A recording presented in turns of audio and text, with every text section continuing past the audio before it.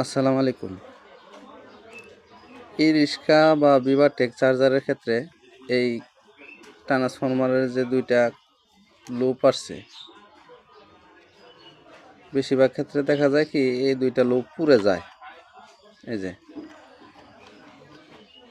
এই দুইটা কানেকশন বেশিরভাগ ক্ষেত্রে পুড়ে যায়।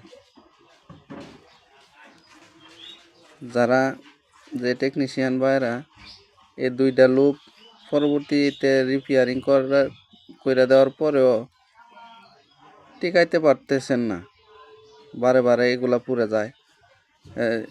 আপনারা আমার মতো এরকম 15 নম্বর তামার তার দিয়ে এই যে দেখেন 15 নম্বর তামার তার দিয়ে সোল্ডারিং করে দিছি। এরকম করে রেজাল্ট খুবই ভালো হয়। এই যে জ্বালাটাও কিন্তু খুব সুন্দর হয়েছে। এরকম করে টেকসই হয়, পরবর্তীতে আর কোনো খারাপ রেজাল্ট আসে না। যারা টেকনিশিয়ান ভাই আছেন তারা এভাবে দেওয়ার চেষ্টা করবেন, রেজাল্ট খুব ভালো হবে, ফিডব্যাকও খুব ভালো। চেষ্টা করবেন এভাবে করে দেওয়ার জন্য, অনেক দিন টেকসই করবে চার্জারগুলা। কাস্টমার এই সার্ভিসিংয়ে খুশিও হবে। ধন্যবাদ।